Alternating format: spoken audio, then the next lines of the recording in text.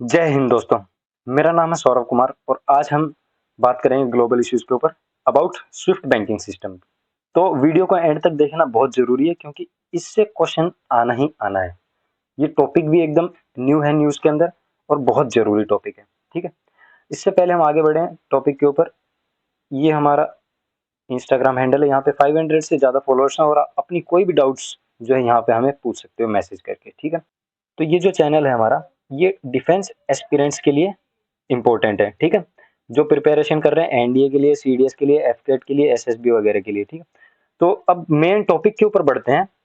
Swift system actual में क्या है और इसकी फॉर्मेशन हिस्ट्री क्या थी, इसका हेडक्वार्टर, चेयरमैन, सीईओ और फाइनेंशियल इंस्टीट्यूशन जो इससे लिंक्ड हैं वो क्या क्या है, कौन कौन से हैं।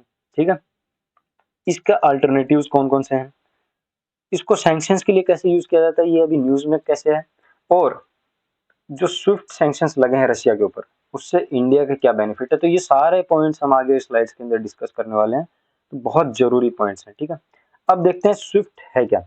स्विफ्ट है society for world wide inter bank financial telecommunication. ये एक बेल्जियम बेस्ड कोऑपरेटिव सोसाइटी है। ठीक है, ना तो ये बैंक है ना ये फाइनेंशियल इंस्टीट्यूशन है। ठीक है, this is a society, cooperative society. ये काम कैसे करती है, तो स्विफ्ट एग्जीक्यूट करती है फाइनेंशियल ट्रांजैक्शंस और पेमेंट्स को बिटवीन बैंक्स जो कि वर्ल्ड वाइड है।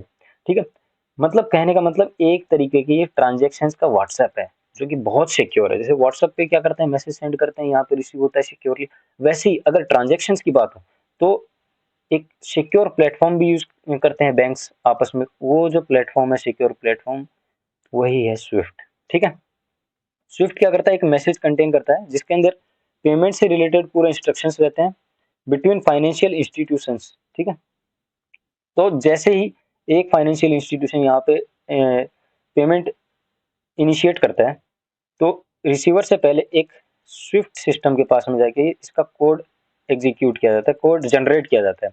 वो जाता है रिसीवर बैंक के पास में, जब वो उसको अप्रूव कर देता है तो ट्रांजेक्शन इनिशिएट हो जाता है। बहुत जल्दी, बहुत फास्ट एक सिक्योर ट्रांजेक्शन प्लेटफॉर्म है ये। ठीक है, ये क्या क्या काम नहीं करता है ये बहुत इंपॉर्टेंट है जानने के लिए क्योंकि एग्जाम में ये पॉइंट्स के अंदर क्वेश्चन पूछ सकता है स्टेटमेंट्स के अंदर।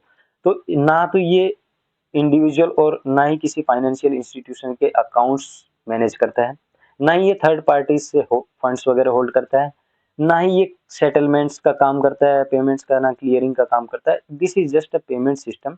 ठीक है, बिटवीन बैंक्स। तो बाकी सेटलमेंट वगैरह काम तो बैंक्स ही करती है पेमेंट सिस्टम के थ्रू।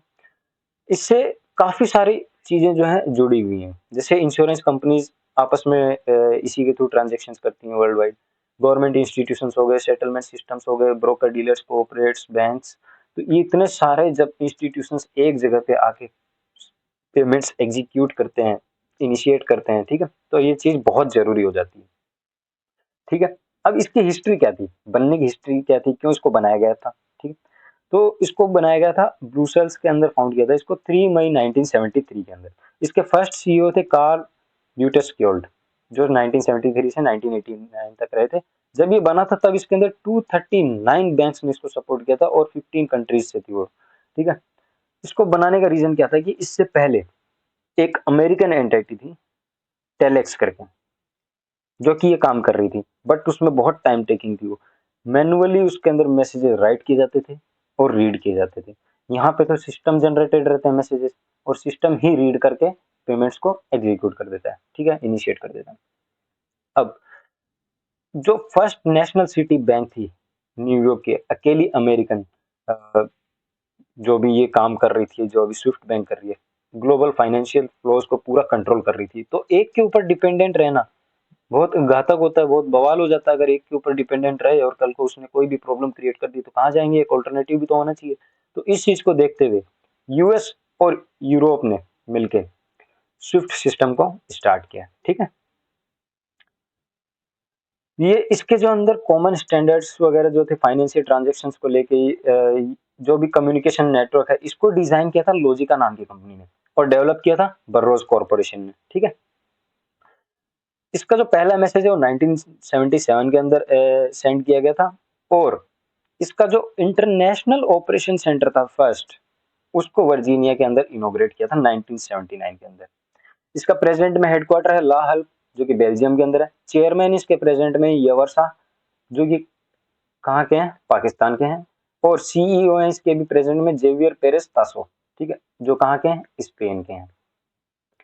इंपॉर्टेंट इसलिए हो जाता है ये सिस्टम क्योंकि इससे प्रेजेंट में 11,000 से ज्यादा फाइनेंशियल इंस्टीट्यूशंस लिंक हैं ओवर 200 कंट्रीज, ठीक है। और अब आप लोग बोलोगे कि सर पहले टेलिक्स था तो उसके ऊपर डिपेंडेंसी ना हो अकेले पे, इसलिए स्विफ्ट बनाया गया। अब स्विफ्ट पे इतने सारे लोग डिपेंडेंट है तो उसका कोई तो अल्टरनेटिव होने चाहिए, तो है उसके अल्टरनेटिव। जैसे CIPS है, ये चाइना का है। SFMS है, इंडिया का है। SPFS है, रशिया का है। इंस्टेक्स है, यूरोपियन यूनियन का, ठीक है। तो अब इसको सैंक्शंस लगाने के लिए कैसे यूज किया जाता है, देखो भाई, जब 11,000 इंस्टीट्यूशंस आपस में इसी के थ्रू ट्रांजेक्शन कर रहे हैं क्योंकि ये सिक्योर है, तो अगर किसी कंट्री के इंस्टीट्यूशंस पे हम लोग बैन लगा देंगे कि आप स्विफ्ट सिस्टम यूज ही नहीं कर सकते, हाँ, तो अदर कंट्रीज उससे अनदर सिस्टम के थ्रू रिसीव करेंगी क्या पेमेंट। चलो मान लो कि मैं बोलता हूँ कि भाई मुझे पेटीएम से ही पेमेंट कर दूं, सामने वाले को बोलता हूँ पेमेंट सिर्फ पेटीएम से ही लूंगा मैं क्योंकि मेरे लिए वो सिक्योर है, मान लीजिए, या फोन पे जो भी है, एक प्लेटफॉर्म मैंने बोल दिया कि मैं इसी से रिसीव करूंगा बिकॉज इट इज सिक्योर, ठीक है। पेमेंट्स यहाँ पे डाइवर्ट नहीं की जा सकती है हैकिंग के थ्रू। तो सामने वाला अगर दूसरे प्लेटफॉर्म से भेजेगा क्योंकि उसको पेटीएम ने बैन कर रखा है मान लो, तो मैं लूंगा क्या, नहीं लूंगा। ये एक तरीके का सैंक्शन हुआ। ऐसे ही स्विफ्ट सैंक्शन यूज करता है यूएस और यूरोप किसी भी कंट्री के खिलाफ, हालांकि बहुत कम यूज होते हैं ये, ठीक है। अभी रशिया ने जब से यूक्रेन के ऊपर वॉर अनाउंस किया है, तब से उसके वॉर के स्टार्ट होने के 2-3 दिन बाद ही अमेरिका और यूएस और उसने यूरोप ने स्विफ्ट सैंक्शंस लगा दिए रशिया के ऊपर।